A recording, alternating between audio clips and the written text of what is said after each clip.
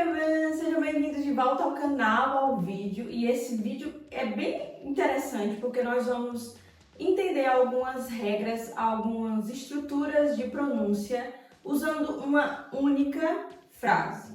Primeiro eu vou deixar a frase aí na tela para vocês lerem essa frase. E aí depois a gente vai tentar comparar com a minha pronúncia, tá bom? Então a frase é a seguinte.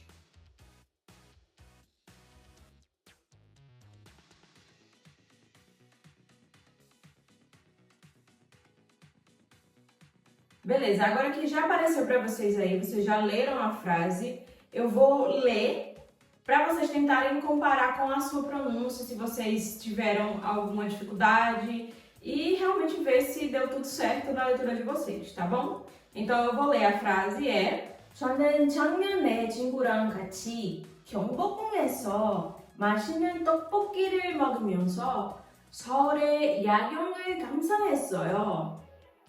Vou ler de novo, tá bom? 저는 작년에 친구랑 같이 경복궁에서 맛있는 떡볶이를 먹으면서 서울의 야경을 감상했어요. A tradução é: eu apreciei a vista noturna de Seul enquanto eu comia tteokbokki no Palácio Gyeongbokgung com o meu amigo no ano passado. Vamos aprender a pronunciar cada uma das partes dessa frase com estratégias para soar mais natural. Vamos lá?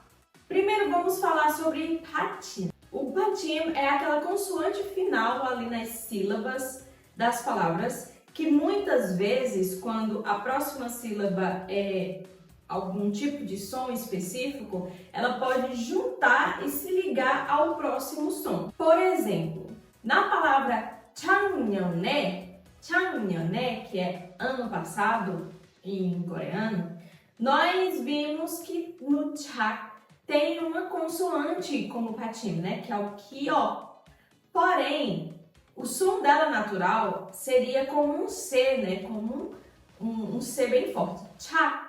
Só que no caso dessa palavra específica, nós temos o nian na frente. E o que acontece é que quando o kyo encontra o som do nian, ele é pronunciado como ian, ficando chang, chang e não chak. Então a pronúncia fica 작년에, não 작년에, 작년에. Em tteokbokki, nós temos também um patim de kyo, tteokbokki, certo? Mas o que acontece é que esse kyo, patim, ele vai fortalecer a pronúncia do pi, do po. Em vez de ser pronunciado como bogi, ele vai ser pronunciado como poki, certo? Então, tteokbokki, tteokbokki, e não tteokbokki, certo? Tteokbokki, com um P bem forte. Então, entendendo essas regras de pronúncia, entendendo essas regras com o patim, você vai soar muito mais natural, sabendo quando muda o som ou quando deixa a consoante próxima da próxima sílaba mais forte. Agora vamos falar sobre a palatalização de algumas consoantes, como acontece no tig da palavra 같이, que muda o som, certo?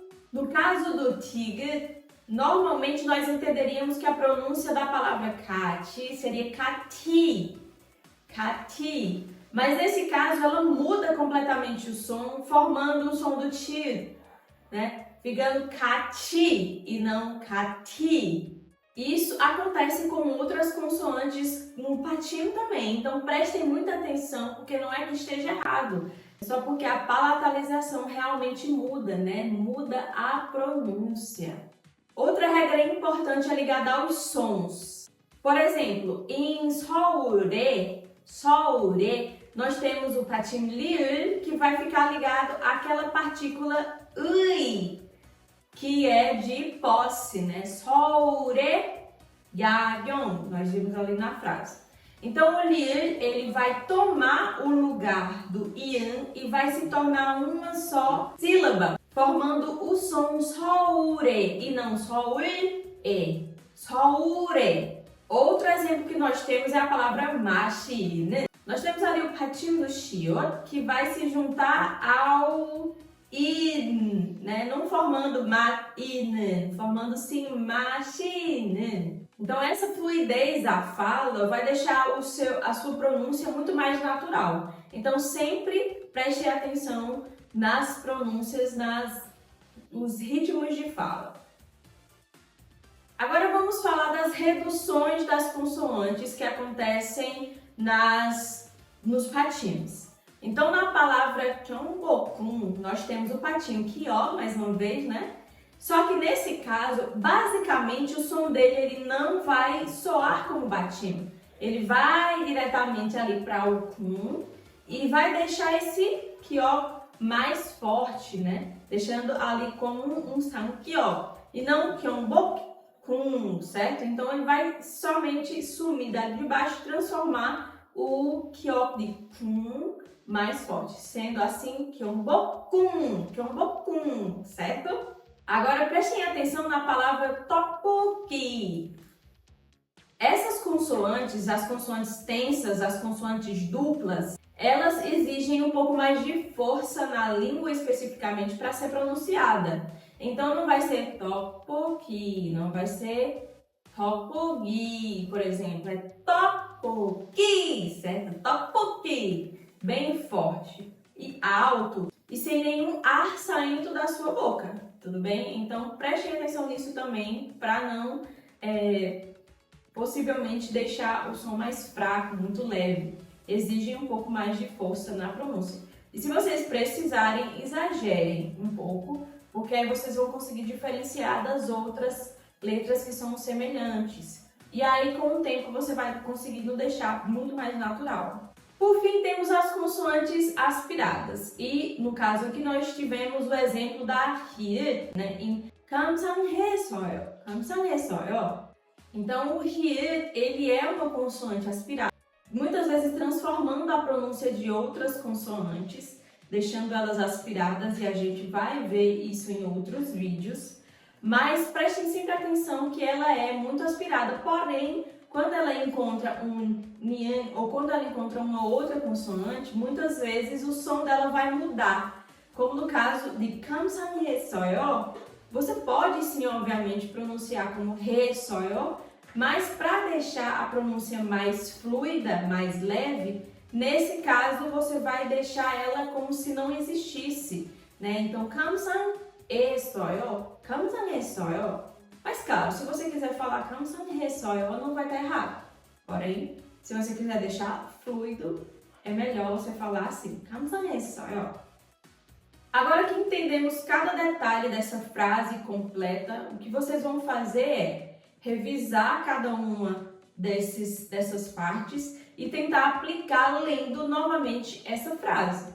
Vou deixar aí na tela mais uma vez para vocês tentarem repetir agora com a pronúncia corretíssima.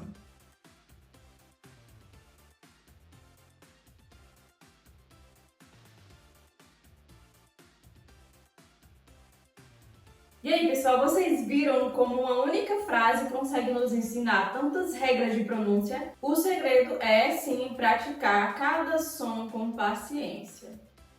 Se você gostou desse vídeo, desse tipo de vídeo, você se inscreva no canal, deixa o seu curtir, certo? E nos comentários me falem qual dessas regrinhas vocês acharam mais interessante, tá bom? Então até o próximo vídeo, tá?